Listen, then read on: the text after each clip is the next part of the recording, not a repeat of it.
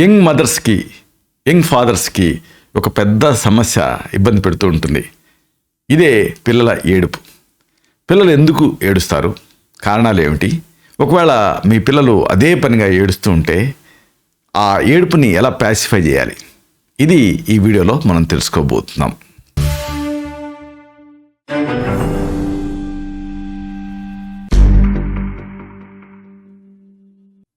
మిత్రులారా, నమస్కారం. నేను మీ డాక్టర్ చిరుమామిళ్ళ మురళీ మనోహర్. ఈ వీడియోలో ఎంతో ముఖ్యమైన ఈ విషయం గురించి మనం మాట్లాడుకుందాం. ఇదే పిల్లలు ఎందుకు ఏడుస్తారు, ఒకవేళ ఏడుస్తూ ఉంటే ఏం చేయాలి, ఇది తెలుసుకుందాం. ముఖ్యంగా పిల్లలు ఎందుకు ఏడుస్తున్నారు అన్నప్పుడు దానికి కారణాలు తెలుసుకోవటం చాలా ముఖ్యం. అంటే ఎందుకు ఏడుస్తారు అనే దానిపైన అవగాహన ఉండాలి. ఎందుకంటే పిల్లలు మాట్లాడలేరు, కేవలం ఏడ్చి మాత్రమే వాళ్ళ ఫీలింగ్స్ని ఎక్స్ప్రెస్ చేస్తూ ఉంటారు. ఎక్కువగా వాళ్ళకి ఎందుకు ఏడుస్తారంటే బేసిక్ నీడ్స్ గురించి ఆ ఏడుపు ద్వారా చెప్తూ ఉంటారు. అది ఆ చెప్పేది మనం వినేటటువంటి ప్రయత్నం చేయాలి, అర్థం చేసుకోవాలి, డీకోడ్ చేసుకోవాలి. అసలు పిల్లలు ఏడవటానికి గల కారణాలు ఏమిటి? తల్లిదండ్రులుగా వీటిపైన మీకు అవగాహన ఉండాలి.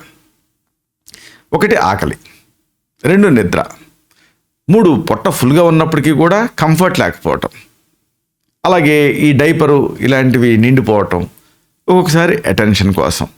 ఇవి సాధారణంగా పిల్లలు ఏడవటానికి కారణాలు. కాబట్టి వీటిని అనలైజ్ చేసుకోవాలి. అసలు ఇక్కడ ఇంకొక విషయం ఉంది. ఏంటంటే ఈ పిల్లల ఏడుపులో అనేక రకాలు ఉంటాయి. వీటిపైన కూడా తల్లిదండ్రులకి అవగాహన ఉండాలి. పసిపిల్లలు రోజుకి 8 నుంచి 12 సార్లు పాలు తాగుతూ ఉంటారు. అంటే పెద్దవాళ్ళకి వాళ్ళ నీడ్స్నే పిల్లలకి అన్వయించుకుంటూ ఉంటారు. కానీ పిల్లల నీడ్స్ వేరు. వాళ్ళ పొట్ట చిన్నగా ఉంటుంది కాబట్టి రోజుకి 8 నుంచి 12 సార్లు పాలు తాగుతూ ఉంటారు. వాళ్ళు ఎక్కువగా ఆకలి వేసి ఏడ్చేటువంటి అవకాశం ఉంటుంది. కాబట్టి దీనికి ముందు ప్రాధాన్యత ఇవ్వాలి. అలాగే ఇంకొక విషయం ఏంటంటే ఇది నిద్ర వస్తే చాలామంది పిల్లలు చిరాకు పడతారు, ఏడుస్తూ ఉంటారు. కాబట్టి దీన్ని కూడా గ్రహించాలి. బాగా చిన్న పిల్లలు 16 నుంచి 18 గంటలు వరకు నిద్రపోతారు. ఇంత నిద్ర వాళ్ళకి అవసరం. కొన్నిసార్లు ఇలాగా నిద్ర ఒకవేళ రాకపోతూ నిద్రపోయే అవకాశాలు లేకపోతే పిల్లలు బాగా ఏడుస్తుంటారు. కాబట్టి అలాంటి కంఫర్ట్స్ని బట్టికి వాళ్ళకి క్రియేట్ చేయాలి. అడిగి మించి ఇతరత్రా కూడా అంటే ఏమాత్రం అసౌకర్యంగా ఉన్నా, అంటే కంఫర్ట్గా లేకపోయినా పిల్లలు ఏడ్చేటువంటి అవకాశం ఉంది. కాబట్టి పిల్లలు సౌకర్యంగా ఉన్నారా లేదా అనేది చూసుకోవాలి. అంటే వాళ్ళకి ఆ కంఫర్ట్ ఉండేటట్టుగా చూసుకోవాలి. అంటే ఏమన్నా బెడ్షీట్లు ఉతకపోతున్నాయా, లేకపోతే ఇతరత్ర ఏమన్నా గాయం కానీ ఏదన్నా అయిందా, ఏదన్నా ఇబ్బంది ఉందా, ఇవి తల్లిదండ్రులు గమనించాలి. అయితే అసలైన విషయం ఏంటంటే మరి పిల్లలు ఇబ్బందిగా ఏడుస్తూ ఉంటారు, అప్పుడు ఏం చేయాలి అంటే ఈ పిల్లల్ని కంఫర్ట్గా ఎలా ఉంచాలి అనేది తెలుసుకోవాలి. ఇది చలికాలం కదా, ఇలాంటి చలికాలం రోజుల్లో అయితే వెచ్చటి దుప్పటి కప్పి ఉయ్యాల్లో వేసి ఊపుతూ ఉండాలి. పిల్లలు బాగా నిద్రపోతారు. అలాగే ఇంకొక ఉపాయం ఉంది. పిల్లల ఏడుపుని ఆపించడానికి ఈ ఉపాయాలు చాలా బాగా పనిచేస్తాయి. అంటే అన్నీ బాగానే ఉన్నా పిల్లలు ఏడుస్తూ ఉంటే మామూలుగా వాళ్ళకి ఇష్టమైన కుటుంబ సభ్యుల్ని, లేకపోతే పెంపుడు జంతువుల్ని, ఇలాంటి వాటిని చూపించాలి. దాంతో వాళ్ళు ఏడుపు ఆపేటువంటి అవకాశం ఉంది. అలాగే ఇంకొక అద్భుతమైన ఐడియా ఏమిటంటే వాకింగ్కి తీసుకెళ్ళటం.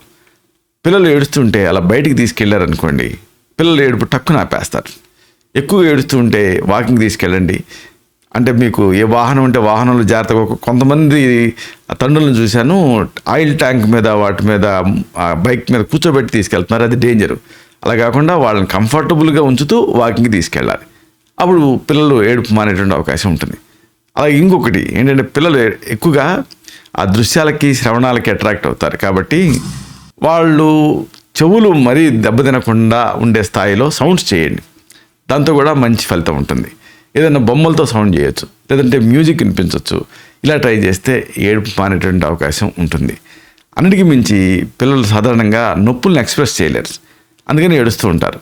అయితే వాళ్ళు నిశితంగా గమనించాలి. ఉదాహరణకి చెవి నొప్పి అనుకోండి, చెవి దగ్గర పట్టుకుంటూ ఉంటారు. అలాగా ఎక్కడైనా వాళ్ళకి అసౌకర్యం ఉన్నా, నొప్పి ఉన్నా కూడా తల్లిదండ్రులు గ్రహించి ఆ కారణాన్ని రిమూవ్ చేయాలి. ఇలాంటి మరిన్ని ఇన్ఫర్మేటివ్ వీడియోస్ కోసం ఈ ఛానల్ సబ్స్క్రైబ్ చేసుకోండి. అలాగే ఈ వీడియోలు అప్లోడ్ అయ్యి అవడంతోనే ఆ విషయం మీకు తెలియటం కోసం బెల్ బటన్ క్లిక్ చేయండి. అన్నిటికంటే ముఖ్యంగా ఇలాంటి అద్భుతమైన విషయాలు 10 మందికి ఉపయోగపడటం కోసం ఈ వీడియో తాలూకు లింక్ని మీ సర్కిల్స్తో షేర్ చేసుకోండి. శతం జీవ శరదో వర్ధమాన, శతం హేమంతాన్ శతం వసంతాన్, 100 శరత్తులు 100 హేమంతాలు 100 వసంతాలు వర్ధిల్లుతూ జీవించండి. Stay healthy, stay happy, be positive, keep smiling, stay safe, love you all. శుభం.